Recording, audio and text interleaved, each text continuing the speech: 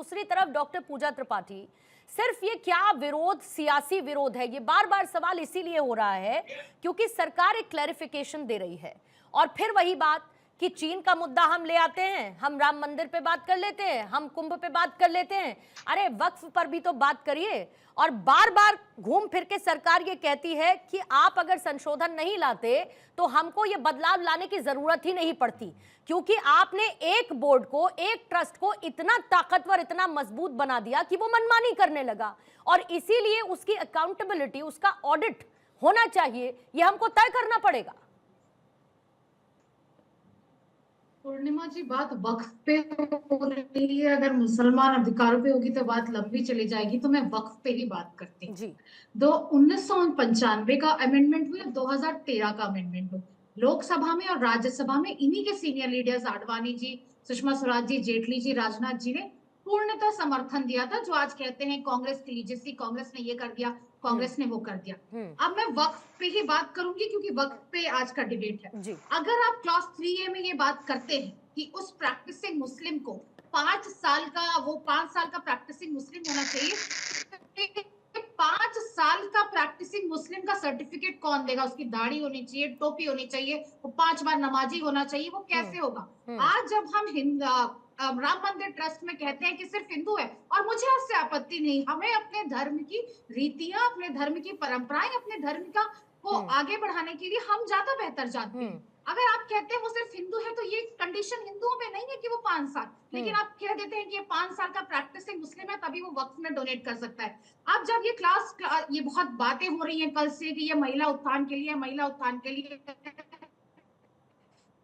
रहमान जी जब सेंट्रल वक्फ काउंसिल के चेयरमैन थे तो उन्होंने ये सुनिश्चित किया था कि सिर्फ वक्फ बोर्ड का मेंबर स्टेट ट्रिब्यूनल्स के मेंबर रहे और ये हर जगह रहे। तो ये पहले से है और ये पूरा प्रोपेगेंडा फैलाया जा रहा है। उसके बाद अगर हम क्लॉज 33 की बात करते हैं, आप कहते हैं गरीब मुसलमानों की बात हो रही है, बेवा की बात हो रही है, अनाथ की बात हो रही है, तो आप रेवेन्यू को 7% से 5% क्यों लेकर आते हैं?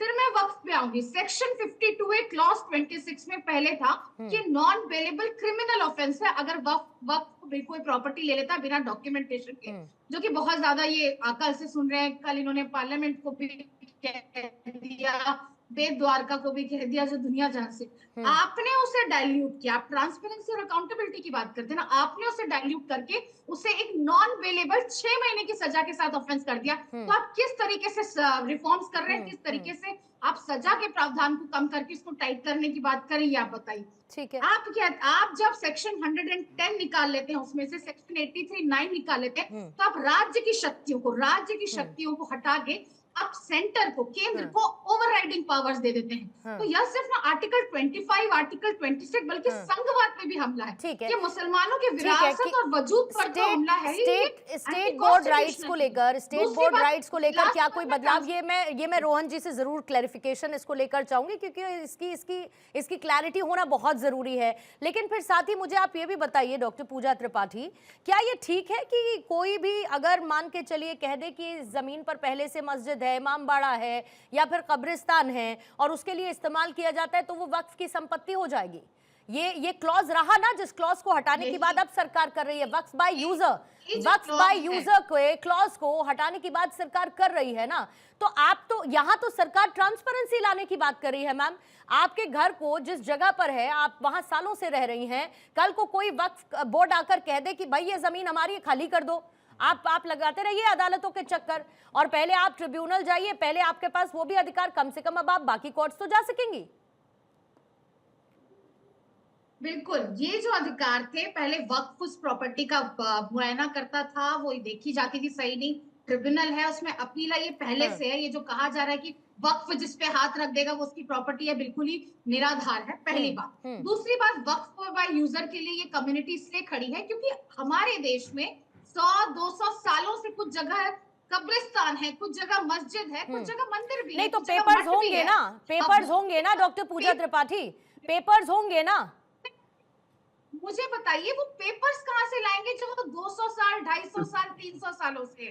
अगर आप कहते कि आप वक्फ बाय यूजर को हटा देते हैं, हाँ। कोई किसी का तो तांबे के पत्ते पे लिखा हुआ पेपर होगा। आप हम्म, जब कहते हैं वामसी पोर्टल से पूरा डिजिटाइजेशन करेंगे, आप चाहेंगे वो प्रॉपर्टी जो शायद 250 सालों से हो, 300 सालों से हो, उस कम्युनिटी की पहचान हो, वो आके पेपर दिखाए।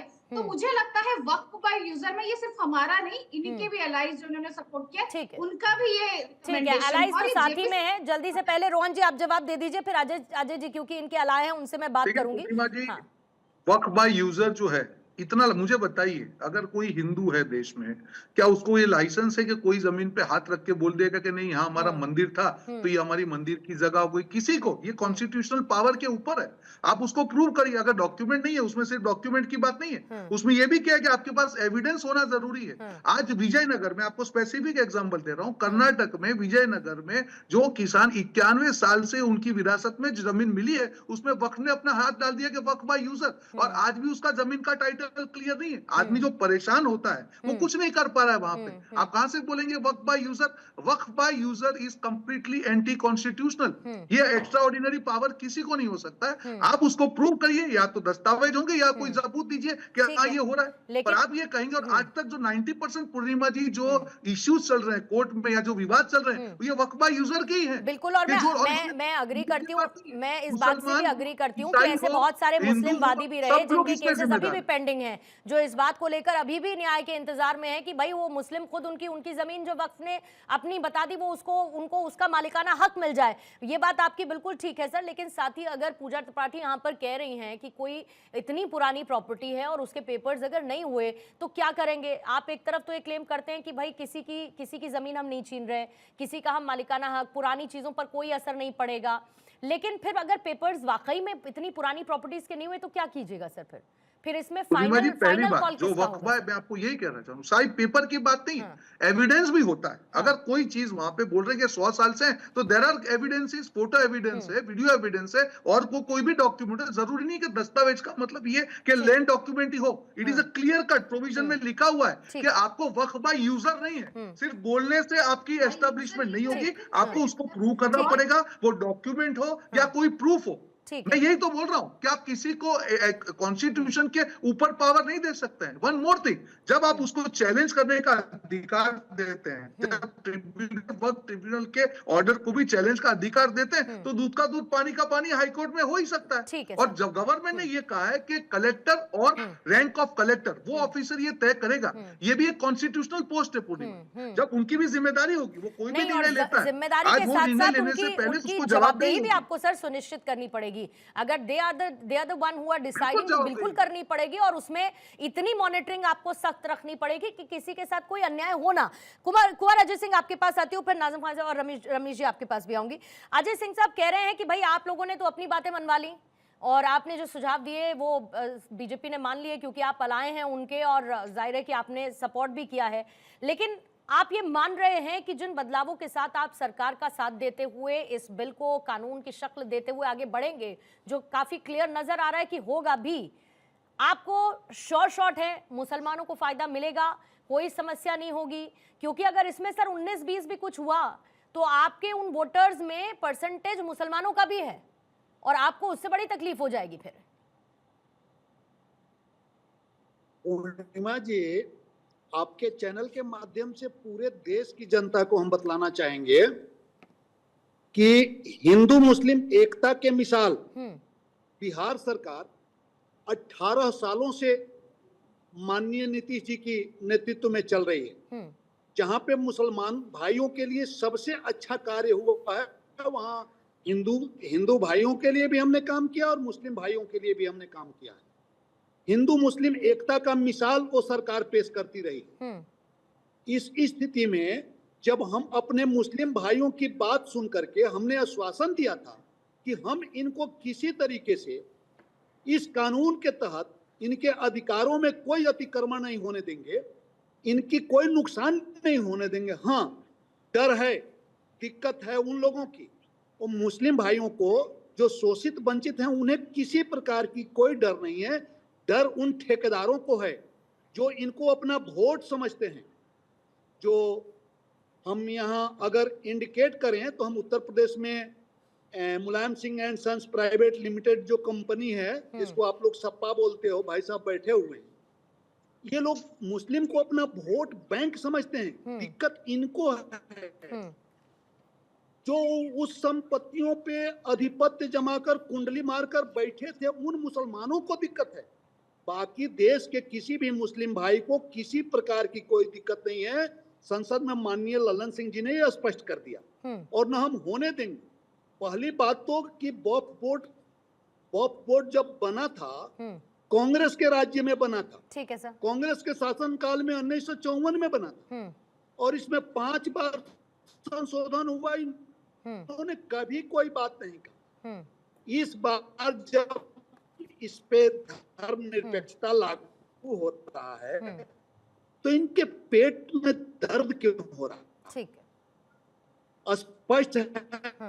मैं ऑडियो सर आपका, अजय जी मैं आपका थोड़ा ऑडियो करेक्ट करवाऊंगी, आपकी आवाज एक्चुअली क्लियर नहीं आ रही है। रमनीश जी जल्दी से आप अपनी बात रखेंगे, फिर एक कमेंट नाज़िम खान साहब मैं आपसे भी लूंगी। रमनीश जी 2 मिनट मैक्सिमम मैं आपको अभी दूंगी फिलहाल आपके कमेंट के लिए। लेकिन क्या सरकार, क्योंकि मैंने इसीलिए ये सवाल आपसे मैं पूछ रही हूँ क्योंकि अगर स्टालिन ये कहते हैं कि अगर हमें कोर्ट भी जाना पड़ा तो हम कोर्ट भी जाएंगे, सरकार चाहती है कि ये बिल पास हो। अब लोकसभा में हो गया, रात तक चर्चा चली, रात के 1:45 बजे ये बिल पास हुआ, फिर आज राज्यसभा में चर्चा चल रही है और उम्मीद है कि वहां भी हो जाएगा, राष्ट्रपति के दस्तखत हो जाएंगे, कानून का रूप ले लेगा। फिर विपक्ष की स्ट्रैटेजी, क्या आपको लगता है कि ये बिल जितना लंबा खींचेगा भी तो भी इसका फायदा एनडीए को होगा, बीजेपी को होगा? चुनाव है, एक नैरेटिव होता है, एक संदेश जाता है, एक मैसेजिंग होती है, और विपक्ष अगर इस पर अड़ा हुआ है तो विपक्ष की पॉलिटिकल स्टेबिलिटी या फिर उनका पॉलिटिक नैरेशन किस तरीके से आगे बढ़ता है जनता के बीच में? पूर्णिमा जी, मुझे ऐसा लगता है प्रधानमंत्री मोदी जी की जो काम करने का तरीका, उनकी जो नियति रही है, वो भारतीय जनता पार्टी को, मोदी सरकार को फ़ायदा हो, ये उनके लिए ज़रूरी नहीं रहता है कि मुसलमान भाइयों के लिए कितना ज़्यादा फ़ायदेमंद हो सकता है वक्फ बोर्ड। और जिस तरह का जंजाल बनाने का कोशिश किया जा रहा था, मुझे लगता है कि तुष्टीकरण की जो दीवार है वो गिरने जा रही है। और ऐसा इसलिए मैं कह रहा हूँ कि चाहे राम मंदिर एक जटिल मुद्दा जिसको हम 500 साल से हम लोग झेलते आ रहे थे, उसके बाद देखिए कि किस तरह से राम मंदिर बनता है। उसके बाद ट्रिपल तलाक की बात करें, धारा 370 की बात करें, 35A की बात करें, चाहे वक्फ बोर्ड की बात करें, वक्फ बिल में जो संशोधन आज ला रही है मोदी सरकार, ये सारे के सारे देखिए मोदी जी की गारंटी है, तभी ये संभव हो सकता है। ऐसा कहना उचित होगा कि वक्फ बोर्ड जो वसूली भाई का जो अड्डा बन चुका है, और मुझे लगता है कि अब देखिए तिरुचिरापल्ली मंदिर 15 साल पुराना है, वहां पे वक्फ बोर्ड जो है अपना दावा ठोक देता है। मध्य प्रदेश की बात करें, वहां पे आप दावा ठोक देते हैं। चाहे आप दिल्ली में आप देखिए कि देखा जाए कि 45,000 हेक्टेयर की जमीन तेलंगाना की बात करें, वहां पे इनके कर्मचारी जो है उनको देने के लिए पैसे नहीं है। यहाँ पे आप देख लें, दिल्ली में 1200 वक्फ बोर्ड की जो है संपत्ति है, वहां पे आपको देने के लिए 25 महीने से जो कर्मचारी उनको पैसे देने के लिए जमीन नहीं है। इसका मतलब ये है क्या? ये तो यहाँ पे ये इस बात को हमें समझने की, वक्फ बोर्ड का जो जंजाल है, ये जंजाल जो है 8,72,000 एकड़ होने के बावजूद भी आपकी पूरी जो है सालाना आप देखा जाए तो उसमें 200 एकड़, तो इसका मतलब है कि इसमें जो बैठे मठाधीश जो हैं, जो आप देखें कि इसमें खास करके जो विपक्ष के हैं, विपक्ष आज पेट में मरोड़ा क्यों हो रहा है कि विपक्ष के करीबन 90 ऐसे सांसद हैं, चाहे बिहार में अब्दुल बारी सिद्दीकी की बात करें, चाहे बनी रही, मैं ऐसा सर एक मैं 10 सेकेंड बस लेना चाहूंगा इस पे।